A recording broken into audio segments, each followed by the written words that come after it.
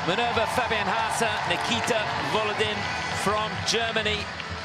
They've been brilliant this season. Won the Grand Prix finals. They go in lying in third place. The Italians lying in second. They were sensational in the short program. Sara Conti, Niccolo Macci. And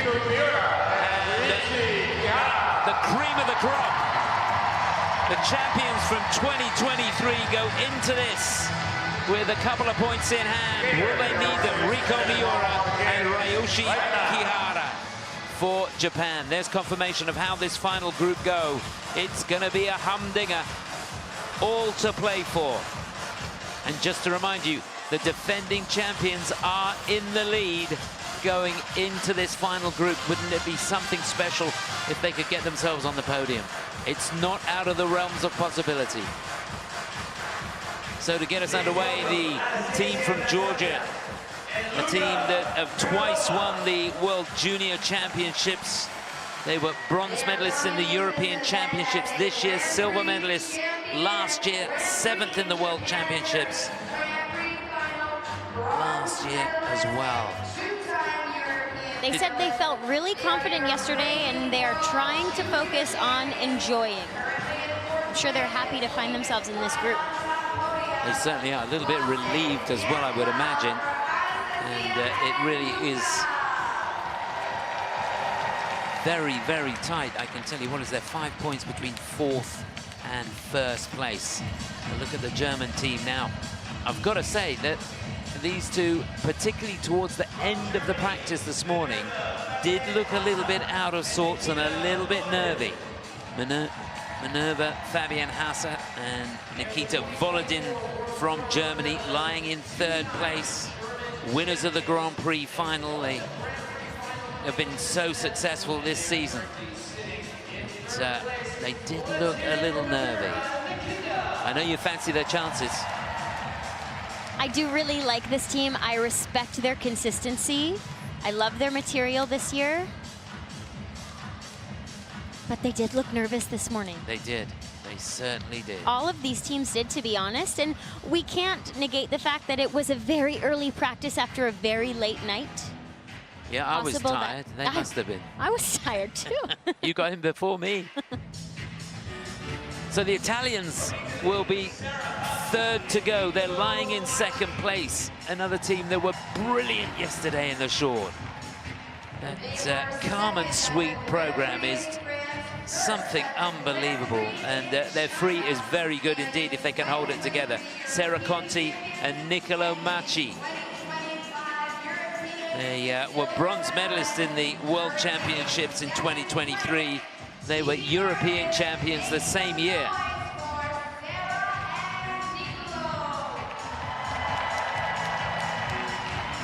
Up in the European Championships this year. But the cream of the crop in the short program, they seem to have refound themselves this season. There's no doubt about that. Rico Miura, Ryushi Kihara were brilliant. And they look right on the money here, don't they? They're really, really sharp. She's been a little bit vulnerable on the jumps in the past, but she looks so sharp. Yes, this team this morning did look solid. And they were fantastic yesterday. I loved that short program. I think it's perfect for them.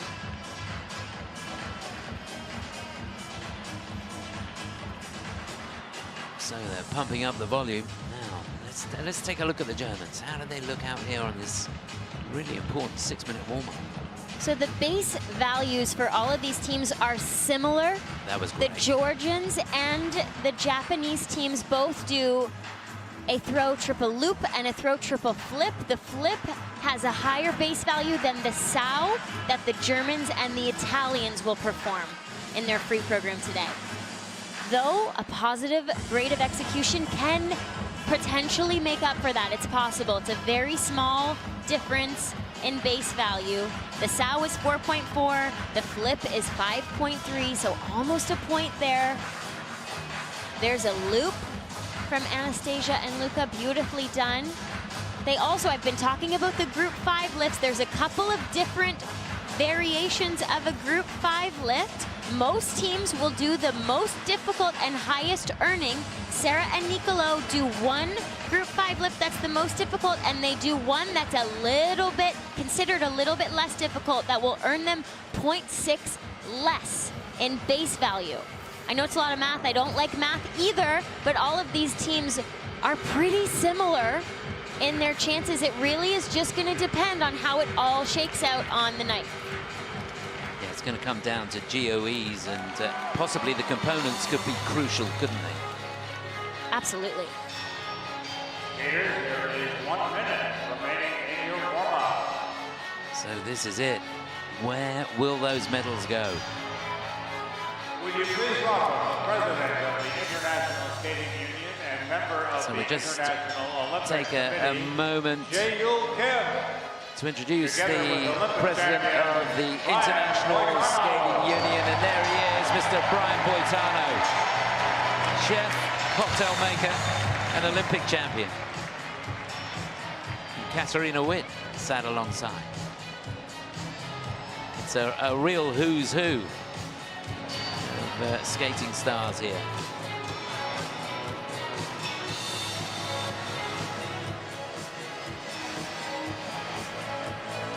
Final minute, skaters just going through the edges, calming down, soaking up the atmosphere.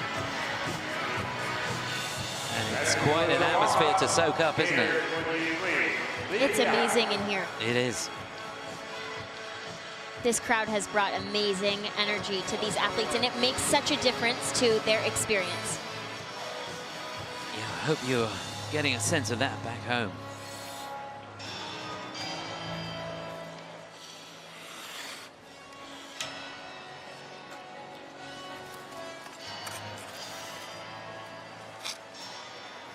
So 4 to go in this pairs free. The defending champions, Deanna and Maxime, leading going into this final group. Now, Anastasia, and Luka. So to get us underway in the final group here in the World Championships in the pairs free, medals at stake. In 4th place, could they get onto the podium for the first time at Worlds together? Anastasia Metlkina and Luka Berulava for Georgia.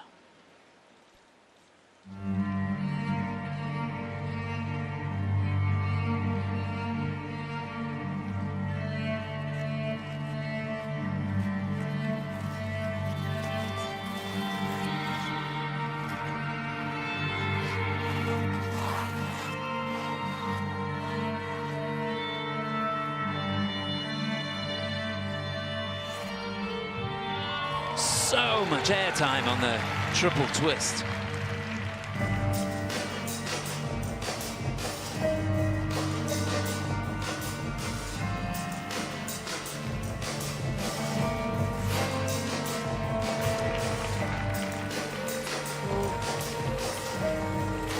Now they make the sequence very cleanly done, and the unison through that, spot on.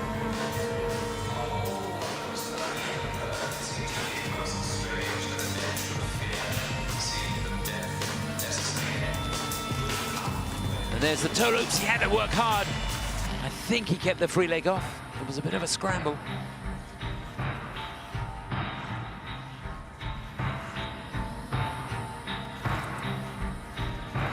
Now, first of the throws. She touched down with the free leg.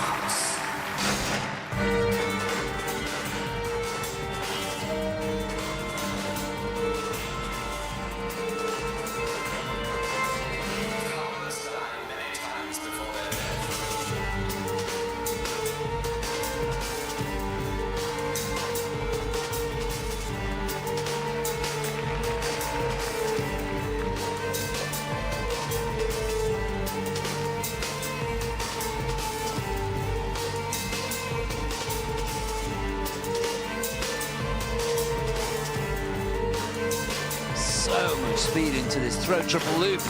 And again, she struggles with the landing.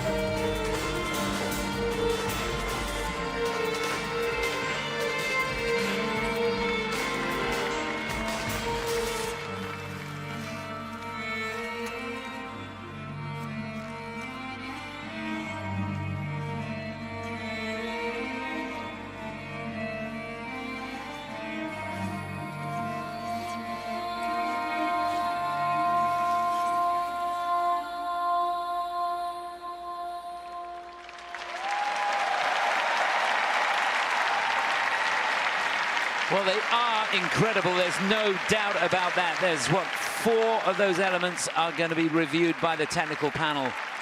They work so hard. Great to see him eye to eye and building her confidence, saying it's okay. Yeah, she did struggle on the throws, which is a little uncharacteristic from her, but fantastic they are. Anastasia, Metalkina, Luka, Berulava. We absolutely cannot deny the technical prowess that this team has. Unfortunately, today we had some slight missteps, but I do want to draw the attention to the basic skating that was done from element 1 to element 6. There was nothing choreographically except for backwards crossovers. And they are a young team. I don't fault them for that, but it is something that we must take into consideration when we are comparing them with the best teams in the world.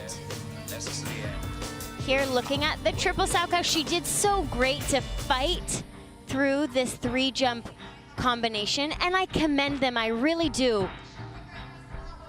Their pair elements are superb. Perhaps the best twist in this event.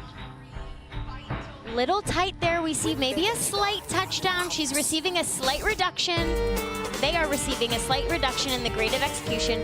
Here, their group 5 reverse lift. They change positions. She's on in a difficult position for 2 revs, and he's on 1 arm. It's a level 4. And they are great, and they will be great. But composition means multi-dimensional movements and use of space, connections between and within elements, and they just don't show me that yet. Yeah, I'm with you on that. It's very, very open, isn't it, the first part of the program? And it means they're so fast, and they are a great team, and I don't want to take that away from them. That's just something I think they can improve on next season to make them even better. Well, they need 128.09 to go into the lead. Their season's best is 142.77. Could the writing be on the wall here? Could they go into the lead? Have they done enough? How crucial will those errors on the throws be? The scores, please. And of course the jumps. It's going to be close. Anastasia and Luka Berulava of Georgia have earned. Yeah, 130.53. It's third on the night, but I think that's enough to put them into the lead. It certainly is. Remember, we've got 3 to go. We don't know whether they'll get on the podium, but they are leading with 3 to go.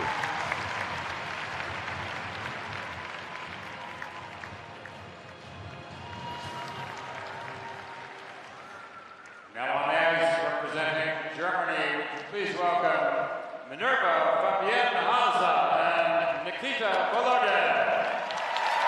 They have had the season of their life. There's no doubt about that. They're the reigning European champions.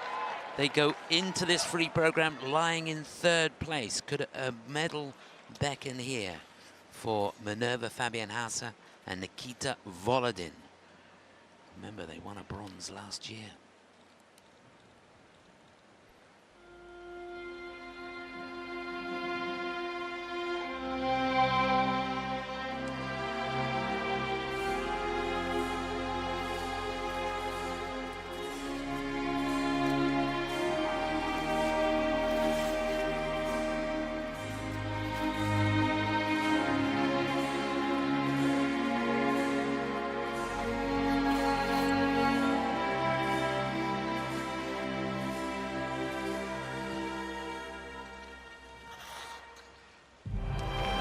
Pristine clean on the twist.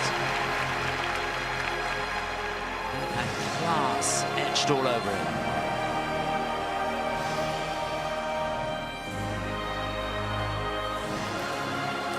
And no problem with the toe loops or the double axles. Fantastic start this.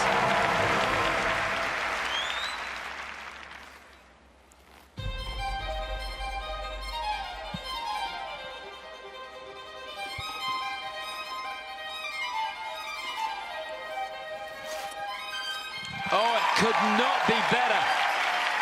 Triple salchos.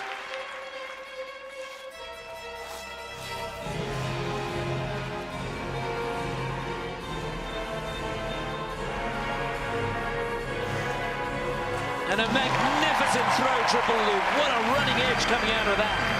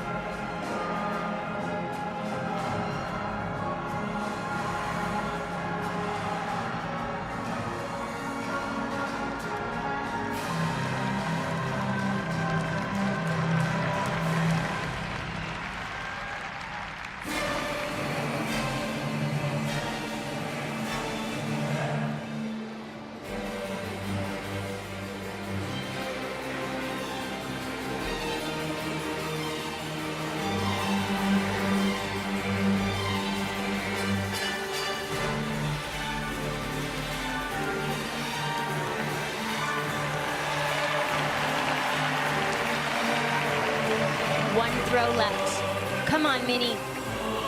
This could define this performance. Yes!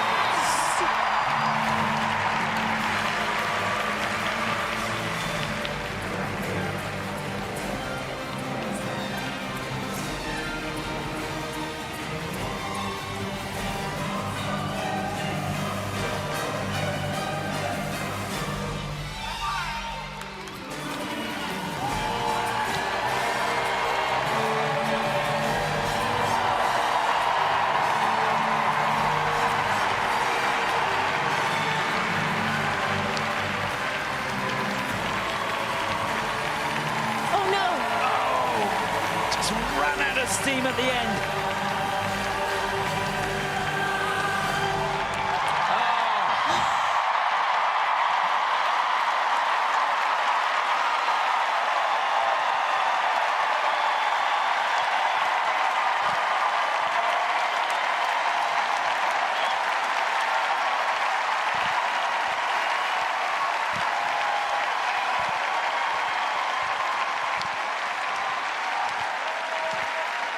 Well, I was exhausted watching it. I don't know how you felt at home. That was magnificent.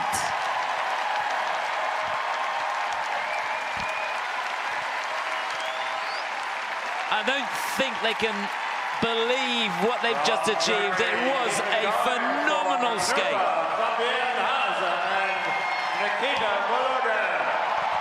Only one element under review, the last lift. The technical panel will look to see when Nikita bent his arm to see if that affects the level. I don't want to talk about it. That was amazing. It really was. I think they're okay, you know, looking at it.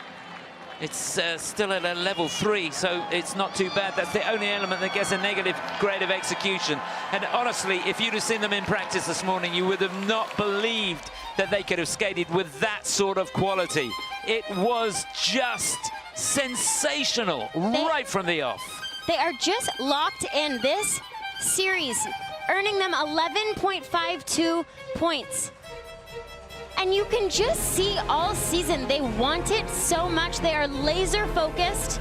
They work so hard. All these athletes do. Beautiful throw triple loop.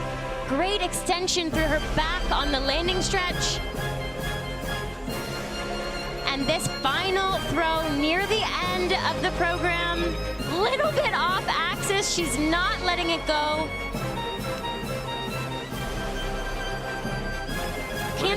Nikita is gliding on one leg for 3 seconds. That's a feature. They change positions, and we just see his arm starts to bend. He brings her down a little bit early.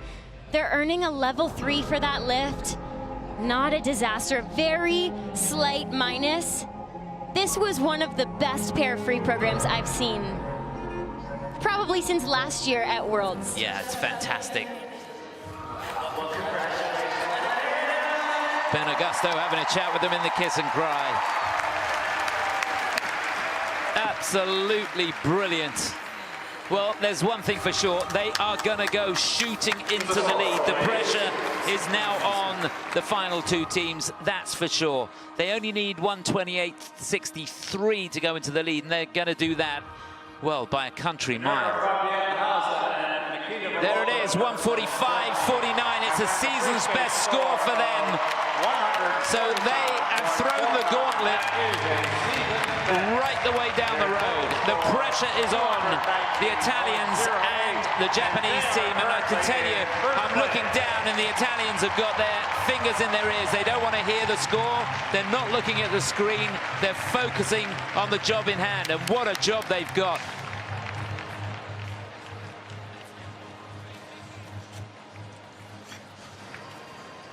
And now, representing Italy, would you please welcome to the ice, Sara and Niccolo.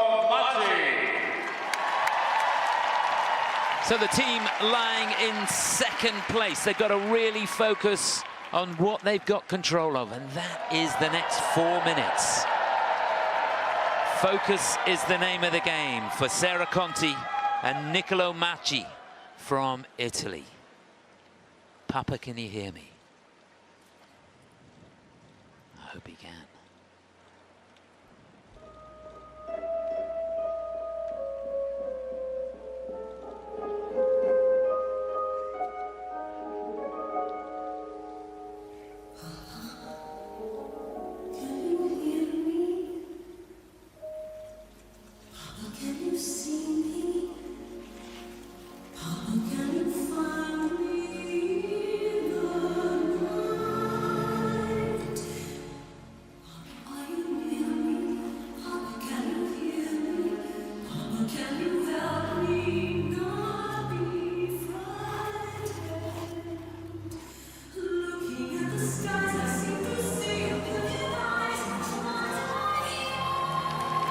Pristine clean on the twist.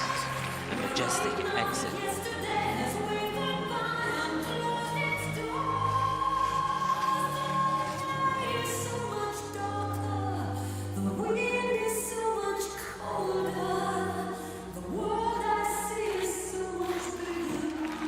Hangs on to the triple toe. Come on, regroup. Rise through the double axles. And he steps out. Did he make the rotation?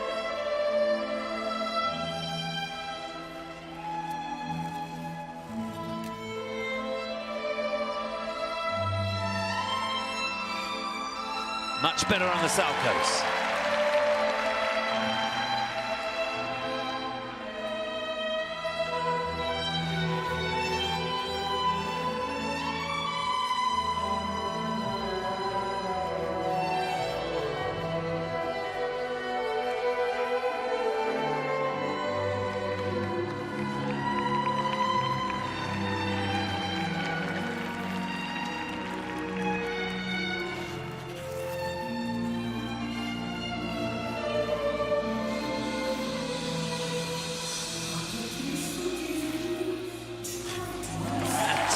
Throw triple loop.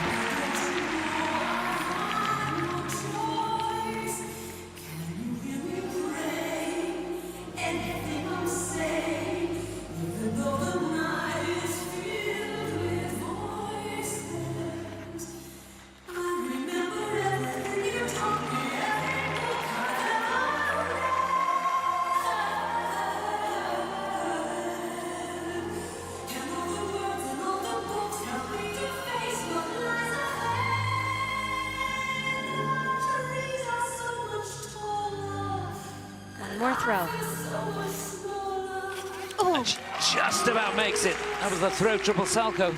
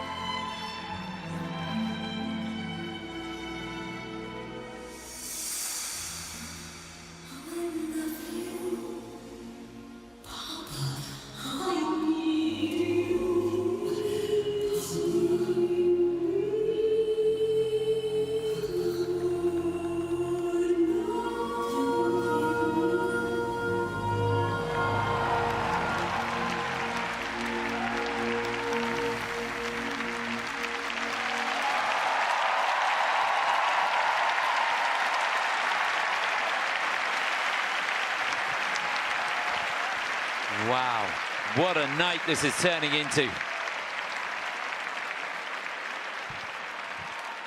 They gave it everything they had, plus a little bit more, I think.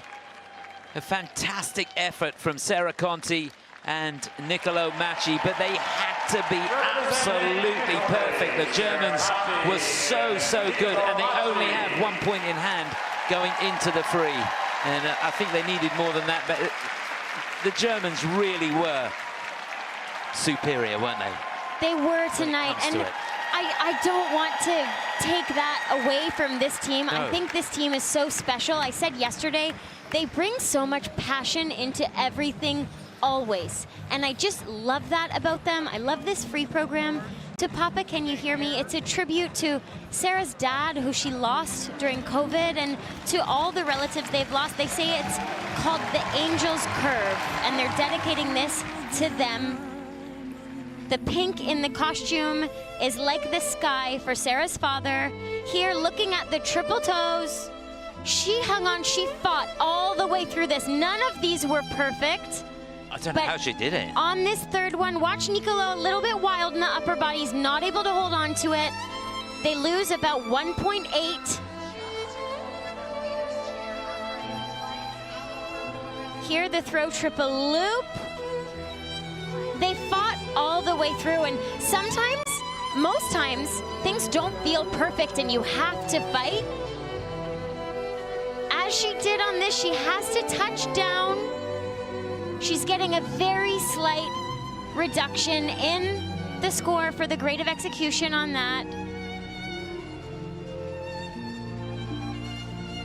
I really feel this team brings something special to this event. We spoke earlier, all the teams are so different, and I love what this team brings to the world of pair skating right now.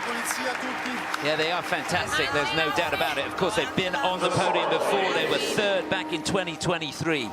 So they need 144.48 to go into the lead. 127 or more would give them second. It's going to be second place. They're second on the free. They'll be second overall with that score, I think. Yes, they are going to be on the podium. So it's the Germans leading the Italians in second with 1 to go.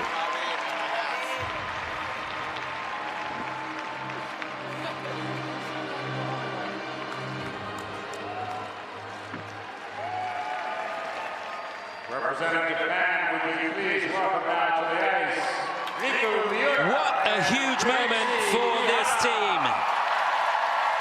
They were brilliant, breathtaking in the short program yesterday. They are, of course, the champions from 2023, silver medalists last year, but leading, not by much, by a couple of points going into the free. Riko Miura and Ryushi Kihara from Japan. Adios. Adios. Adios to your afternoon. Tonight I'll be for a flood like I see you. It was such a Adios. Adios. Amazing triple twist. I thought she was going over the top.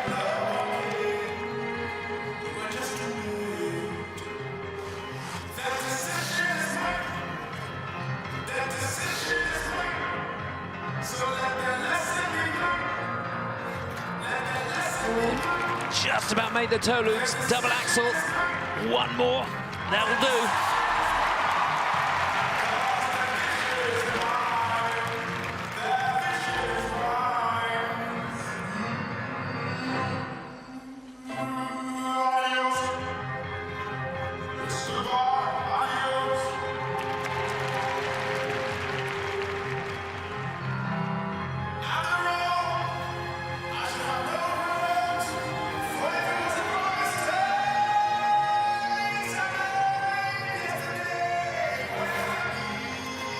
Double-footed landing on the loop. Hang on. They cannot make any more mistakes.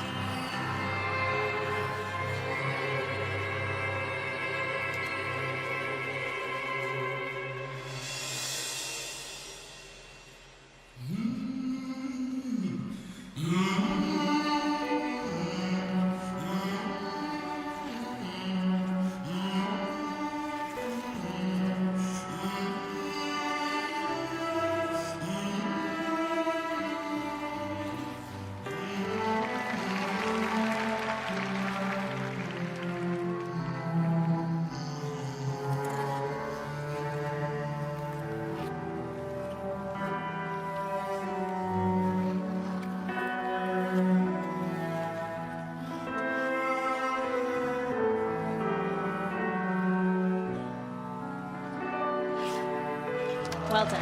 Beautiful through the saltos.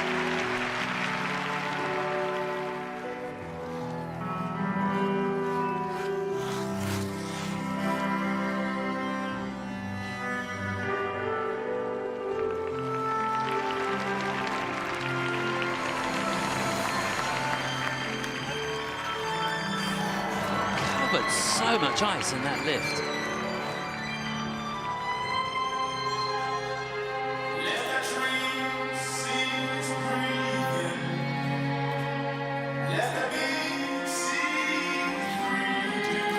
Double-footed landing again on the throat. It's on the throat, triple Lutz.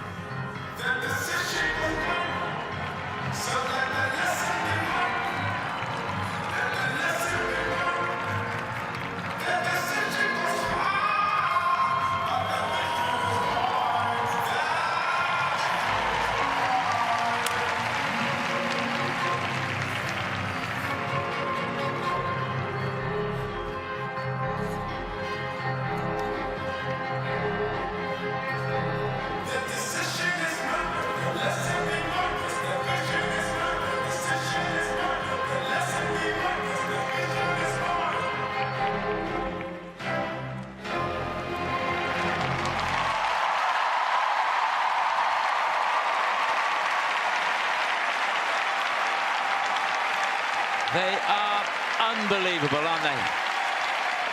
The speed with which they skated that program, probably second to none.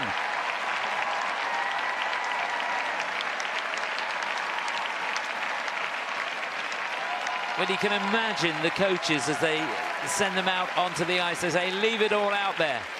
And that's exactly what they did. They haven't got an ounce of energy left. Everything they have is out on the ice here in the TD Gardens. Fantastic support for them, and he's trying to pump it up.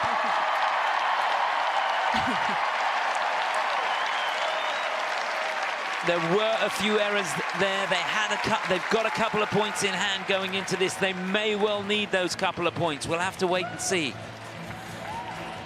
The technical panel did review their first jumping pass.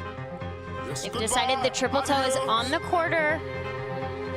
Both double axels have been awarded clean.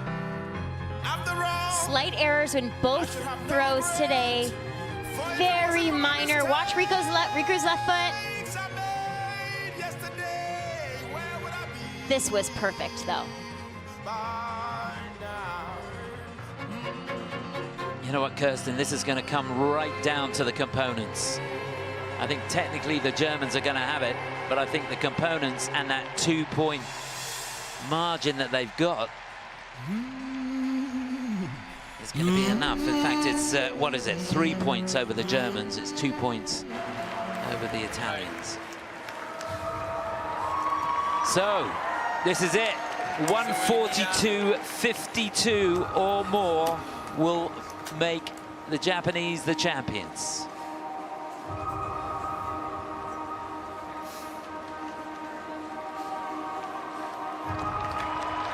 These two couldn't have done any more, could they? The leaders at the moment, Minerva, Fabian Hasse and Nikita Volodin. Will it be gold or silver? Which way will it go?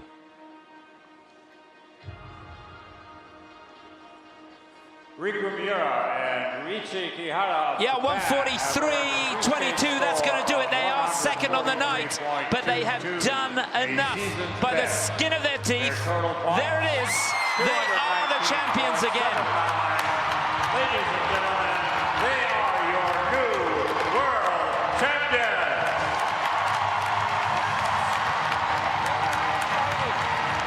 Well, it's by the smallest of margins. Fantastic job, and well done to Bruno Marcotte as well. What a mentor, what an inspiration to his students, and none no more than that than Kirsten sat next to me. Fantastic effort, and there's going to be tears all round. So many people on their feet in the stadium, and it's fantastic to see. And there's confirmation of how it finishes. Gold going to Japan with Rico and Ryushi. A fantastic effort from the German team, Minerva Fabian-Hasse and Nikita Volodin to win silver. And Sara Conti and Niccolo Macci did enough to get themselves a bronze medal, keeping the Georgian team off the podium. The defending champions have to settle for 5th place. Then the 2 American teams, 6th and 7th. That's the situation further down. What an amazing evening of pair skating that was. That was fantastic. Congratulations to world champions again, Riku Miura and Ryuichi Kihara. What a great event that was. What a fantastic last group as well. Haven't they had an amazing record in the World Championships? They were 2nd in 2022. They were champions in 23, 2nd last year, and champions again in 2025. It is fantastic. Hopefully we'll get a chance to hear from them. I think we just might. I think we might.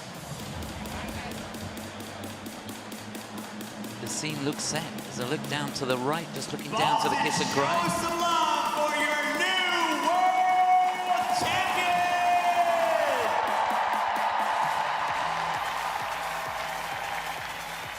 Riku, Ryuichi, you were reigning world champions, then you slipped down to 2nd place last year. How good does it feel to return to the top of the podium? I'm sorry, I'm very excited now, so I forgot the English now, but I'm so happy and appreciate everybody. So thank you so much, love you guys. Well, I think we can say, sugoi. Congratulations. One more time for your world champions, Boston!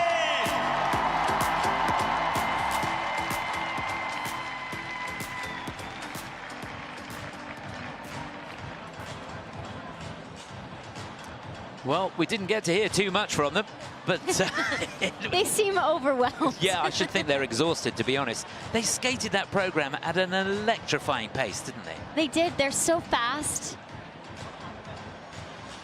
They're such a likable team. I enjoy watching them every time, and they're always pushing themselves. Such amazing work ethic. Congratulations to them.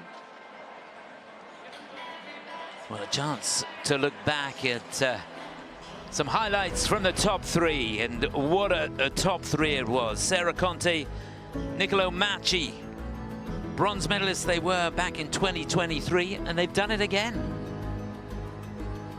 They fought their way, didn't they? They sure did, and because of that, they earned themselves a bronze medal in the world again. Not too bad. No, it's not too shabby. It means so much. Fantastic scenes, and the Germans, well, winners on the night. They won the free, but just left themselves with a little bit too much to do going into the free program, but it was sensational, virtually flawless. Minerva Fabian-Hasse and Nikita Volodin. This team is so good. They are dynamic. They're fast, they're consistent. So much to love about Minerva and Nikita. But at the end of the day, the champions from 2023 came good. They were brilliant in the short program, and they kept that sharpness, kept their cool all the way through the free. A couple of double-footed landings on the throws, but it didn't cost them too much. The components of their program, just phenomenal. The world champions, Rico and Ryuichi.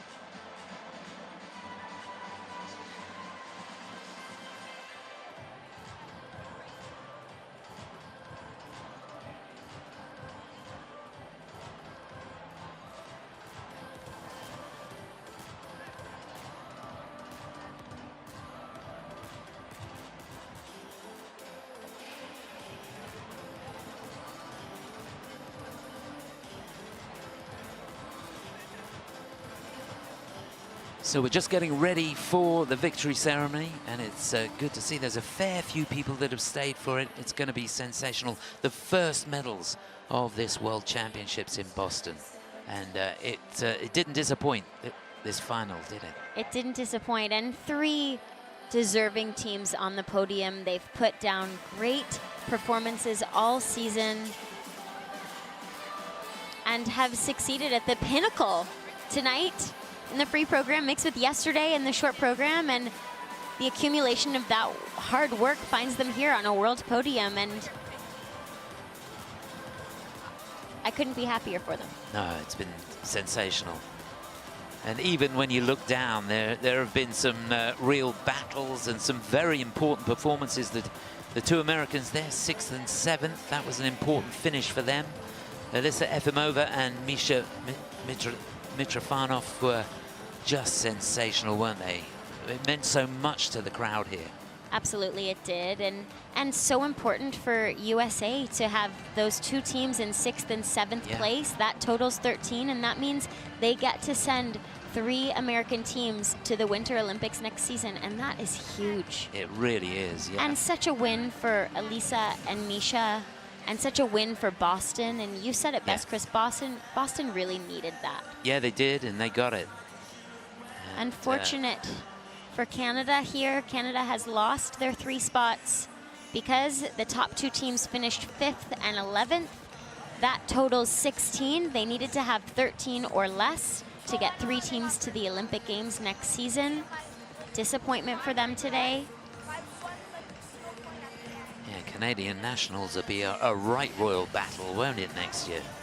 Will, and same for Italy. Italy was really hoping to earn 3 spots to their home Olympics, and with 3 and 13, they also will earn 16 placement points, and they will have 2 teams at the Olympics next season as well. Just looking down, some really good performances. The Australian team did well, didn't they? Anastasia and Hektor finishing in 9th place there. Hungarian team were super. Yeah, they were. They'll be upset, I think, to drop a few places in the world from their standings last year, but they have earned Hungary the right to 2 spots. They can, if they have another pair team, they can send that other pair team to the 2nd qualifier event in the fall to earn a 2nd placement. Same with Australia, same with Uzbekistan, same with Georgia. You can bet your bottom dollar in Hungary there'll be some coaches scratching their heads looking around to see if they can make some teams. Another great skate from Anastasia Vapin-Law and Luke Digby. Weren't they the great? Brits. They were so good. What an end to an epic season for them. It's been brilliant. It really has been brilliant, and coming 12th place, they also secure a place for Great Britain at the Olympic Winter Games next year, which was their goal. Mission accomplished, and well done to the team. And it really is a team effort. Daria and Michel, Daria Danilova and Michel Tsiba for the Netherlands be a little bit disappointed, I think, to be in 15th place. But still enough to qualify.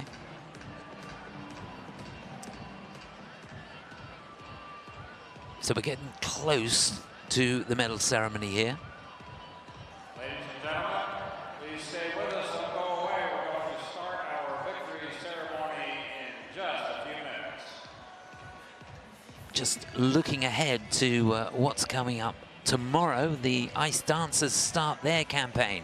That's going to be a fascinating duel. That starts at 11:15 local time here in Boston tomorrow. And then the 2nd medals of these championships will be awarded. We've got the women's free skate coming up tomorrow, and really looking forward to that. It's going to be a very interesting battle there. Alyssa Liu for the USA out in front, Moni Chiba for Japan in 2nd, and Isabeau Levito, it is for the USA in 3rd, but she's got 2 Japanese skaters hot on her heels. So that for sure will be fascinating. Well, sorry for the delay for this medal ceremony. A few technical issues here. What'd you think of the leader's chair, Chris? I want to try it out. You want to go sit in it? Yeah, I do. See if we can get our photo in it? I think we should. I think it's something we definitely should do. I was glancing over at Minerva and Nikita when Riku and Ryuichi were skating, and I have to say, that is the worst part, when you finish skating and then you have to watch to see if you're about to get something you really want to get. That's so hard. And now to do it in front of this entire arena of people, it makes for good TV, I think. Yeah. But it's so tough for the skaters, trying to keep their nerve. Yeah, it makes the ordeal a whole lot longer, doesn't it? Yes, it sure does. So yeah, just looking ahead to tomorrow, the ice dance. There are 36 dance teams participating there. It's going to be quite a long event, but it's going to be very, very interesting. That final group is something to behold. Piper Gillis and Paul Poirier for Canada will be second to go in the final group. Madison Chock and Evan Bates after them. The Brits will follow them. And Charlie Guinard and Marco Fabri, they've got the final spot in the rhythm dance. I'm really excited for the dance, Chris. Yeah, it's going to be good. Make sure you bring your dancing shoes. And there are 36 ice dance teams, and only 20 will make the free dance. That's a big cut. It is. Tomorrow, and I think it's going to be pretty close between a lot of teams around that 20th place mark.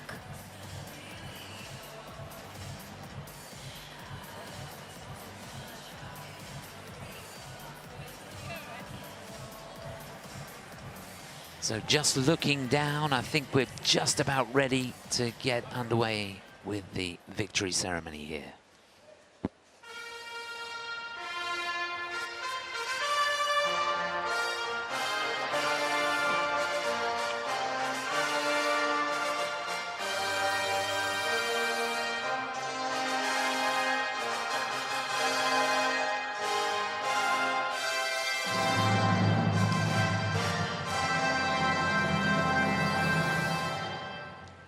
ISU World Figure Skating Championships 2025 Victory Ceremony Pairs.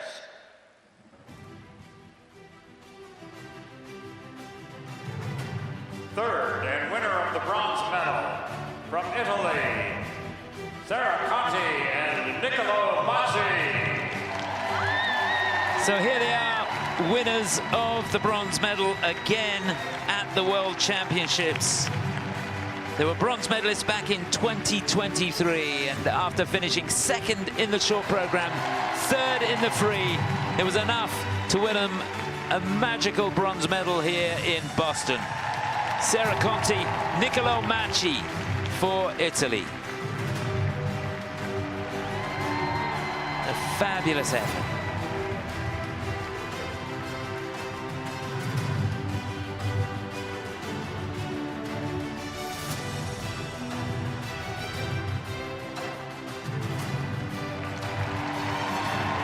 Second and winner of the silver medal from Germany, Minerva and Nikita. So here they are, winners of the silver medal. They were bronze medalists last year. They gave it everything they had in the free. Just a sensational free program. Third in the short program, they won the free, but not by quite enough to win gold here. Minerva, Fabian Hasse, and Nikita Volodin for Germany. Silver medalists here in Boston in the pairs. Fantastic.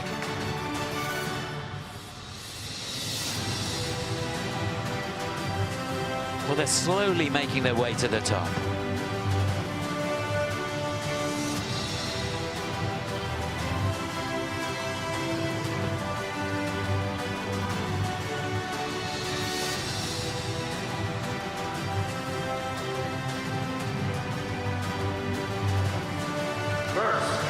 World champions for 2025 from Japan, Riku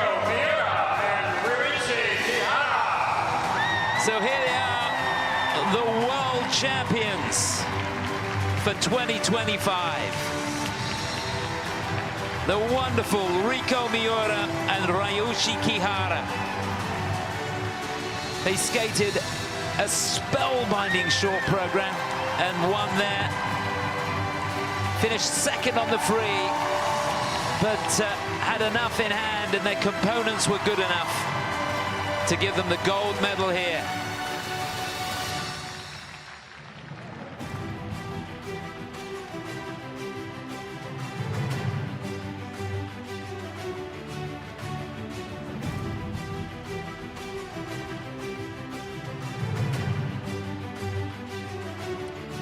Just literally nothing between the top two at the end of the day.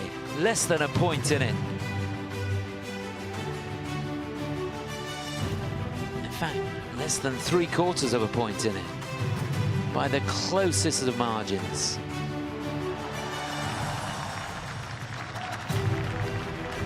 And there are your medalists. Please welcome the president of the International Skating Union and member of the International Olympic Committee, Jae-Yul Kim. He will award the medals. So the medals being presented by Mr. Jae-Yul Kim, the president of the International Skating Union. He must be thrilled with how these championships are unfolding. Here he comes.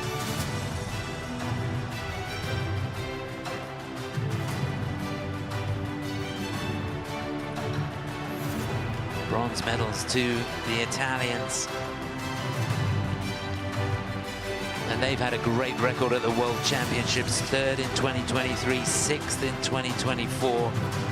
And up on the podium again.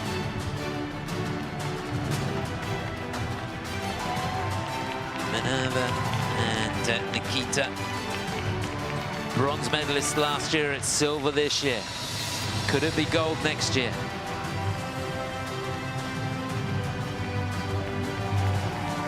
And there, it must feel great. Champions again. 2nd in 2022, champions in 23, runners-up in 24, and they're on the top of the podium again in 25. He will award the flower. Mr. Samuel Auxerre from the US Figure Skating Association to present the flowers.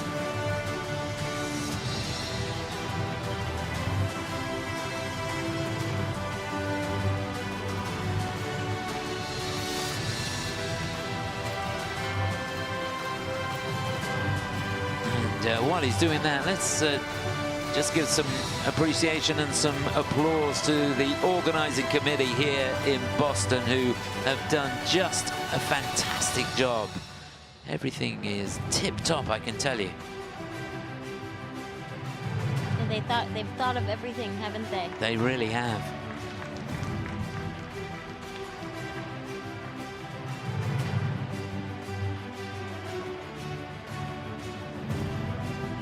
And they've had an awful lot to deal with over recent months.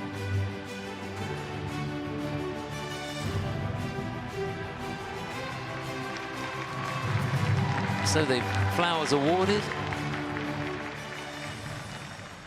Ladies and gentlemen, if you are able, would you please stand for the national anthem of the winner?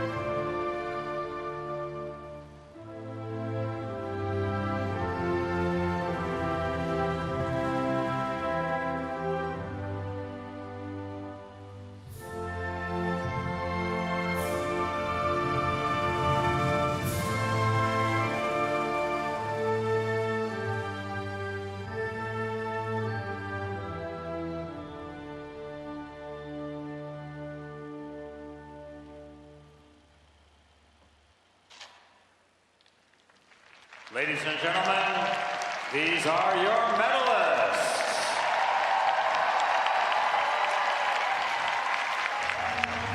Well, it's a wonderful podium, and looking at all three teams, I think they're all thrilled to be up there and deserving of their placements. It was a battle that went right down to the wire. We thought it would. And you had to have nerves of steel, didn't you, to participate in that and hang on. Absolutely, especially in that last group when everyone was delivering and receiving these huge applauses from the fantastic audience in the TD Garden. They see and hear what's happening, and they had to do their absolute best to stay in the moment and keep their mind and body in a place to execute, and they really did. Yeah, it is fantastic. They're made of special stuff, these skaters. So much appreciation for all aspects of the sport. So our first medals of these World Championships. The party's just beginning here in the TD Gardens. So if you enjoyed that, I'm just going to give you a heads up of what you've got to look forward to. It's the ice dance tomorrow at 11:15. The women's free at 6 o'clock tomorrow. Saturday at 1:30, the ice dance, free dance medals there, and the men's 6 o'clock Saturday afternoon. I hope you can join us for that. But from now, from the TD Gardens and Kirsten Moore Towers and myself, Chris Howarth, until tomorrow for the ice dance at 11:15. Don't miss it. See you tomorrow. Bye for now.